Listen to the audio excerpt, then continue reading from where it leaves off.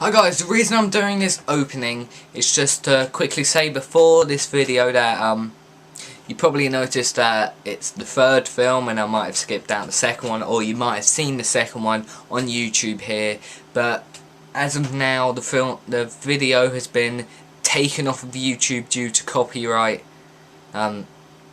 restriction or something. I filed I don't know what it is, but hopefully the video will get out. I've said that using it for a review is fair use and shit, because it is, so hopefully they'll upload it. But if you want to see that video, go to my website, GizmoCh official, GizmoChofficial.weebly.com, and go to the movie review section, and then go to the horror series, and it'll take you to all the episodes so far, from 1 to the third one, which I'm actually rendering on Sony Vegas now. So you're watching it now, so it will be on the website at that time. I was gonna put it on iTunes as well as a podcast, but I don't think I will. But it's definitely on my website. It's on blip.tv. If you look up Movie Time with GizmoCh, it will come up. So yeah, hopefully the video will be up, like fully working by the time that you're watching this video.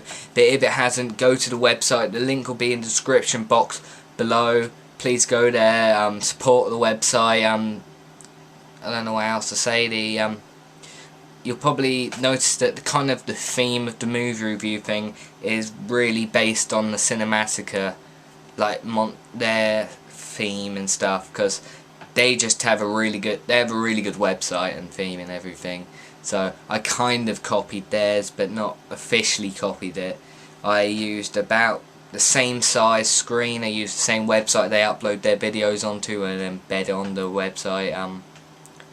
And when you go on the thing, it will have the picture is the exact same size as the pictures on the Cinematica website, because that size was perfect. Now I couldn't get it myself, so I had to copy the size of one of their thumbnails, and it will have in capital letters whatever the review is, and you click on that, it'll take you a link to it, and it says posted on, and it'll have the date underneath. But that's pretty much it. Everything else is my own work. You can also see pretty much all my parodies are on there, except for a couple that I took off YouTube due to copyright claims. It was stopping me from uploading a video that was over 15 minutes, and my Nightmare on Elm Street review at the moment that's been taken down is also going to affect that.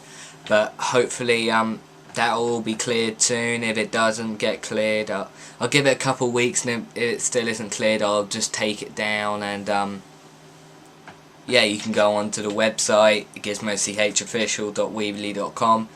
Like I said, link in the description. You can go there and watch it. So there'll be a lot more movie reviews out on there, because I know YouTube, they no matter what, a lot of the time if you use certain clips of films by certain companies, the video will be taken down. Like Viacom companies a lot of the time take them down. This is actually Warner Brothers, which I've never seen problems with before. I mean, I've seen someone uploaded the entire National Lampoon's Vacation film on there. They didn't have a problem with that, but I upload bits of Freddy's Revenge, which is like the gayest movie ever, or the gayest horror film ever, and they had a problem with it. So I don't know, but Disney definitely have a big problem with anything. They always have. I think they're no, they're not as bad as Viacom, but they're almost as bad. But yeah, please go to the website. I've talked for a bit too long for this review. Now the review is probably going to be 10 minutes, but go watch that thing before you watch this review. I hope you enjoyed the review, and stick around for the rest of the series, coming out every single day for the next week. I think this is the third episode. There's 8, so for the next 5 days or 6 days, or yeah, 5 days. I don't know, I'm bad with maths. So yeah, go watch those videos. Thanks for watching, guys.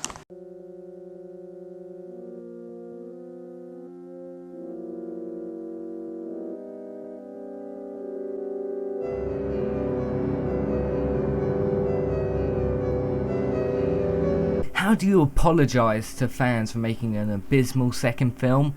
Well, that's easy. Make a sequel with Wes Craven, writer/director of the original film. Also, one of the writers of this film is Frank Darabont. With this film, they actually carried on the original story, bringing back Nancy and her dad. It's a good thing they didn't return to the second film story. I think I would have exploded from the too many homoerotic subtexts. The film is set 6 years after the original. The film opens with a scene showing us a girl called Kristen making a replica house of the original Elm Street house. She makes it because she's having dreams of Freddy taking her to that exact house. The opening scene in this isn't as good as the previous two and is kind of slow. So she goes to sleep, and in her dream she goes to the bathroom, goes to turn on the tap, and it grabs onto her hand. We then see Freddy in the mirror. The other tap turns into a claw and slits Kristen's wrist. Her mum walks in and Kristen wakes up with a slit wrist and a razor in her hand. Her mum then places her in a psychiatric hospital. She meets the other patients at the hospital: Joey, who doesn't speak, Taryn, who's an ex-drug addict, Roland, who's a kid with behavioural problems, Philip, who is suffering bad nightmares, Jennifer, who wants to be a TV star, and Will, who is in a wheelchair after attempting suicide. They are the last of the Elm Street children who are having nightmares of Freddy, but all of them somehow survive until this film. That's quite lucky if you ask me. Kristen then meets Nancy, who is the new staff research scientist. Kristen has another dream where she ends up almost being fully eaten by Freddy as a massive wormy snake thing. She then pulls Nancy into her dream. Nancy eventually gets rid of Freddy and they both wake up. Nancy realises that ability can be used to kill Freddy for good. Then Freddy kills Philip by slashing his feet and wrists and moving him like a puppet by his tendons. He then takes him to the top of a building where everyone is screaming for him. Freddy then cuts the tendons and Philip falls to his death. This just shows how awesome Freddy is. Then Jennifer falls asleep while watching TV and Freddy shows up on the TV and kills the guest of the TV show that she's watching. The TV breaks up, so Jennifer goes over and smacks it. The TV spouts arm and Freddy's head comes out the top, and Freddy says one of his best one-liners in all the movies. Prime time, bitch! That alone is the best part of the whole film. All throughout this movie, one of the doctors called Neil keeps getting visited by this weird nun. He goes down to an abandoned wing of the hospital where she proceeds to tell him a story about a woman called Amanda Kruger who was locked there for the whole Christmas and was raped many times. By the time she was found, she was pregnant. Yes, she is talking about Freddy's mother. She then says that Freddy was never buried and the only way that he could be stopped from entering people's dreams is being properly buried. Oh well, it's a better reason for a death than being killed by the power of love. Fuck, I need to stop talking about the awful excuse for a Freddy film. Nancy then says in the group session that in their dreams they could be whatever they wanted to. So they go into their dreams, they show off their different powers. It may be a little cheesy, but it's still fun. While in the dream, Joey sees a nurse that he had to hots for, asking him over. They start making out and she bites off his tongue, revealing that she is Freddy in disguise. Freddy then takes him captive in the dream world, so in the real world he's in comatose. Neil and Nancy are blamed for the incidents and they both get fired from the hospital. Nancy then goes and sees her father, who she had fallen out with, and asks where Freddy's corpse was. He refuses to tell her and she leaves. Neil forces him to take him to where the body was and off they go. Nancy goes off back to the hospital and gets everyone to go into the dream and get back Joey. They all get separated and put in different places in the same dream. Taryn starts walking down an alleyway where she sees Freddy. She then stabs him in the armpit. Then Freddy changes his knives on his gloves to syringes. Her injection marks from when she was a drug addict turns into mouths. Then Freddy inserts the syringes and kills Taryn from an overdose. This also shows how fucking awesome Freddy is. Will, who becomes a nerdy wizard thing, can walk in the dream world. Freddy makes an evil chair zoom over to him and Will blows it up. Will starts trying to use his powers on Freddy, but it doesn't work and Freddy stabs him. Roland, Kristen and Nancy are all reunited when all of a sudden a door appears. They go down and see Freddy and Joey. They manage to save Joey, and then Freddy reveals that he gains strength with every one of his victims. Roland attacks Freddy until he realizes that someone is messing with his grave and disappears. We then see Neil and Nancy's dad finding Freddy's corpse in a large salvage yard. Then his corpse comes alive in a sadly bad looking skeleton fight. I mean, it looks better than Jason and the Argonauts. The skeleton then kills Nancy's dad and knocks out Neil with a shovel. We then see Nancy and the kids go to a room of mirrors, all with Freddy's face on. Freddy is taunting the kids. He pulls all of them inside the mirror except for Joey, who then screams so loudly that Freddy disappears from each one of the mirrors and the kids come back. This was quite confusing actually. Then Nancy's dad appears as a spirit and said that he crossed over to say goodbye to Nancy. They hug and then Nancy is stabbed and it's revealed that he is actually Freddy and not her dad. He goes to attack Kristen, but Nancy comes up behind and makes him stab himself with his own glove.